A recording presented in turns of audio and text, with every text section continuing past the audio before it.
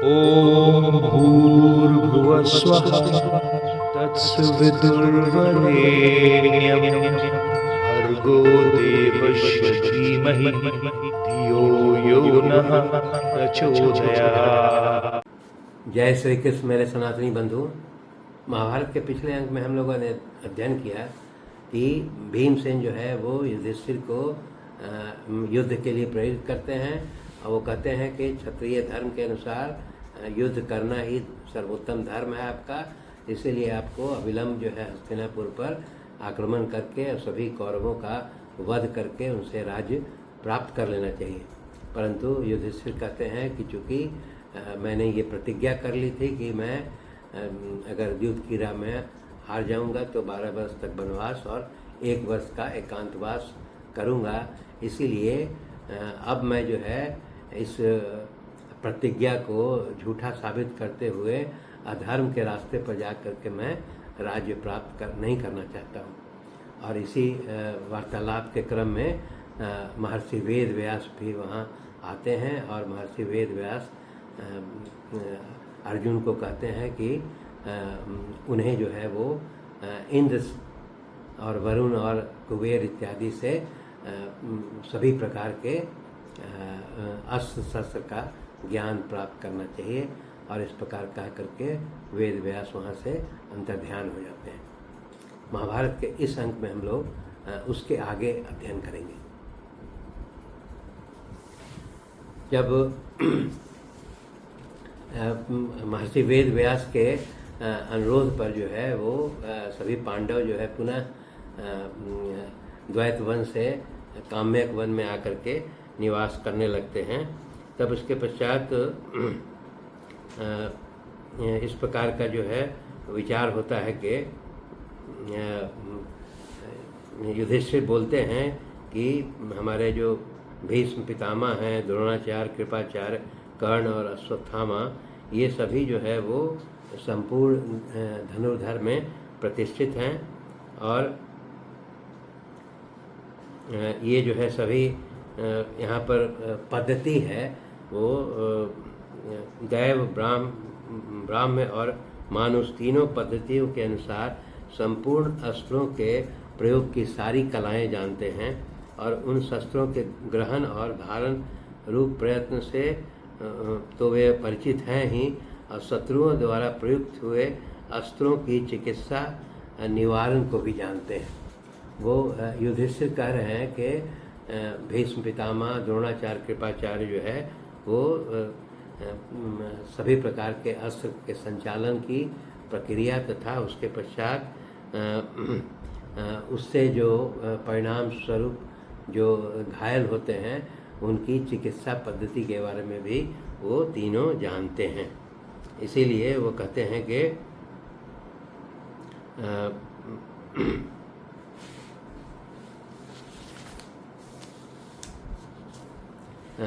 युधिष्ठिर जो है वो अर्जुन से कहते हैं कि मैंने जो है वो कृष्ण द्वैपायन से जो है वो रहस्यमयी विद्या जो है वो प्राप्त कर ली है।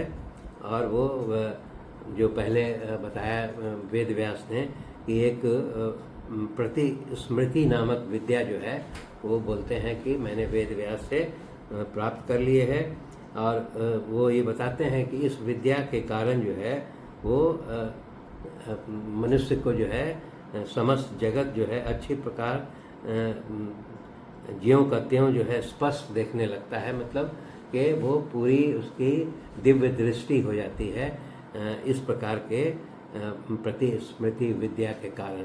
तो इसीलिए वो अर्जुन कहते हैं कि मैं तुम्हें भी इस प्रतिस्मृति विद्या का ज्ञान दूंगा और इसको प्राप्त करने के पश्चात तुम जो है उत्तर दिशा की ओर जाओ और वहाँ इंद्र के पास जा कर के, चूँकि उन्हें बहुत सारे दिव्यास्त्रों का ज्ञान है और वो कहते हैं कि जिस समय वृतासुर से युद्ध हुआ था तो सभी देवताओं ने उस समय अपनी सारे विभिन्न प्रकार के अस्त्र जो है वो इंद्र को ही समर्पित कर दिए थे, इसीलिए वे सभी दिव्यास्त्र जो है वो इंद्र के पास ही हैं।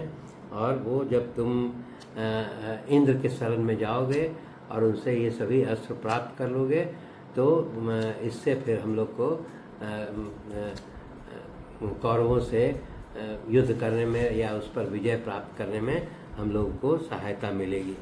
और इतना कह करके फिर वो युधिष्ठिर जो है अर्जुन को उस प्रति स्मृति विद्या का उपदेश देते हैं। और उसके पश्चात जो है वो अर्जुन जो है वो प्रतिस्मृति विद्या ग्रहण करने के पश्चात जो है वो अग्नि में आहुति दे करके और उसको पूरी तरह से जो है उसमें उसका ज्ञान प्राप्त कर लेते हैं। और ज्ञान प्राप्त करने के पश्चात फिर वो अर्जुन जो है अपना धनुष बाण ले करके और इंद्रलोक में जाने के लिए प्रस्थान करने लगते हैं। तब जो है वहाँ पर बहुत सारे जो ब्राह्मण थे और सिद्ध थे वो अर्जुन को आशीर्वाद देते हैं कि तुम अपने मन में जो भी इच्छा रखते हो वो तुम्हें शीघ्र ही प्राप्त हो जाएगा। और उसके पश्चात जो है वो ये कहते हैं विजयी भव, तुम अपना अभिष्ट साधन करो, तुम्हें विजय अवश्य प्राप्ति होगी। जब अर्जुन प्रस्थान करने लगते हैं तो फिर इसके पश्चात जो है द्रौपदी जो है वो अर्जुन को संबोधित करती है और वो ये बहुत अफसोस व्यक्त करती है कि वो कहती है कि मुझे इस बात का बहुत दुख है कि उस पापी दुर्योधन ने भरी सभा में मुझे गाय के रूप में कहा था। अर्थात वो कहा था कि वो एक दासी है और उसका उपभोग जो है सभी लोग कर सकते हैं। और ये द्रौपदी के मन में इसका बहुत दुख है। वो बोलती है कि ये दुख जो है मेरा समाप्त नहीं होता है। और फिर वो यहाँ तक बोलती है कि मैं जो है हमारी ये इच्छा है कि हम लोगों में से कोई भी जो है वो क्षत्रिय कुल में उत्पन्न नहीं हो। और वो ये कहती है कि ब्राह्मण कुल जो है वो श्रेष्ठ है, क्योंकि ब्राह्मण कुल में होने पर जो है वो भिक्षा से ही जीवन का निर्वाह हो सकता है। इसीलिए वो द्रौपदी यहाँ तक कहती है कि अब हम लोग को कोई भी अगले जन्म में क्षत्रिय कुल में जन्म नहीं हो, ऐसी मेरी इच्छा है। परंतु जो है वो अर्जुन को बहुत सारा वो शुभकामनाएं भी देती है। वो कहती है कि ईश्वर जो है आपके सारे विघ्न बाधाओं को उसका हरण करे और वो आपको विजय प्राप्त हो, इस प्रकार की यात्रा आपकी मंगलमय हो। और उसके पश्चात जो है वो कहती है कि हे धनंजय, जितने प्रकार के देवी देवता हैं वो सभी आपको मार्ग में रक्षा करें। और उसके बाद वो कहती है कि मैं आपकी शांति के लिए वसु, रुद्र, आदित्य और मरुदगण और विश्वदेव तथा साध्य देवताओं का शरण लेती हूँ और उनसे आपके विजय की कामना करूँगी। तो इस प्रकार वो कह करके द्रौपदी से वार्ता करके फिर अर्जुन जो है वो अपना गांडीव ले करके और धनुष बाण ले करके और सभी पांडवों से विदा हो करके और धाम मुनि से भी उनका वो विदा हो करके और वो प्रस्थान करते हैं।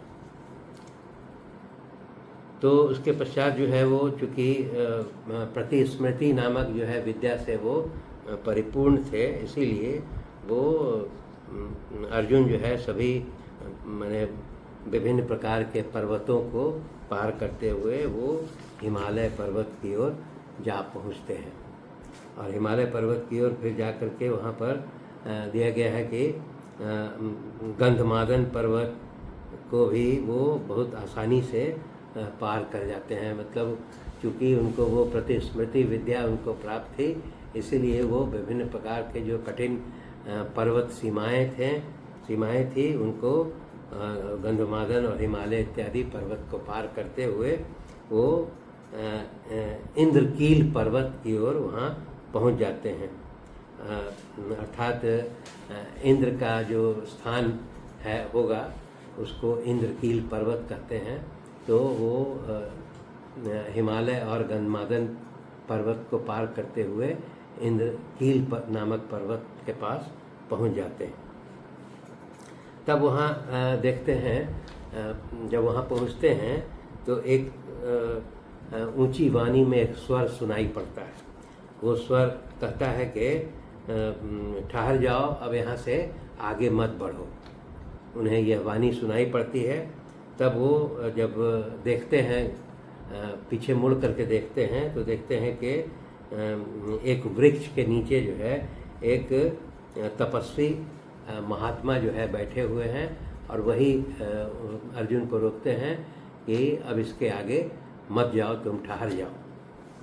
फिर वो बोलते हैं अर्जुन से कि यहाँ अस्त्र शस्त्र की आवश्यकता नहीं है, यह तो क्रोध और हर्ष को जीते हुए तपस्या में शांत ब्राह्मणों का स्थान है। वो कहते हैं कि ये स्थान जो है वो ब्राह्मणों का स्थान है, जिन्होंने अपने क्रोध पर विजय प्राप्त कर लिया है, इसलिए यहाँ किसी अस्त्र शस्त्र की आवश्यकता नहीं है। इसीलिए वो कहते हैं कि यहाँ कभी युद्ध नहीं होता है, इसलिए यहाँ पर तुम्हारे धनुष की कोई आवश्यकता नहीं है, इसलिए तुम इस धनुष और बाण को जो है यहीं फेंक दो और छोड़ दो।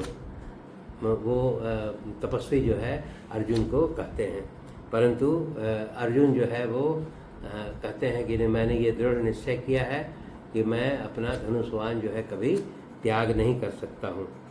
जब ये अर्जुन इतना अपने दृढ़ निश्चय होकर के वो तपस्वी से बोलते हैं, तब वो जो ब्राह्मण देवता है तपस्वी बहुत प्रसन्न होते हैं और वो कहते हैं कि हे शत्रुसूदन, अर्जुन को बोलते हैं धनंजय तुम्हारा भला हो। और वो कहते हैं कि मैं जो है वास्तव में इंद्र हूँ और मैं तुम पर प्रसन्न हूँ और तुम मुझसे वरदान मांगो। तब उसके पश्चात जो है वो अर्जुन जो है वो इंद्र से बोलते हैं कि मैं आपसे संपूर्ण अस्त्रों का ज्ञान प्राप्त करना चाहता हूँ, यही मेरा अभिष्ट मनोरथ है, अतः आप मुझे यही वर दीजिए कि मैं आपसे जो है सभी शस्त्रों का ज्ञान प्राप्त करूं। तो तब फिर यहाँ पर इंद्र जो है अर्जुन को लालच देते हैं। वो बोलते हैं कि तुम जब इंद्रलोक में सशरीर पहुँच गए हो तो तुम्हें अब जो है अस्त्रों को लेकर क्या करना है। अब तुमको यह मांगना चाहिए कि उत्तम लोक मांग लो, जो तुम्हें ये उत्तम गति प्राप्त हुई है, और तुम ये शस्त्र लेकर क्या करोगे। इंद्र जो है अर्जुन को समझाते हैं।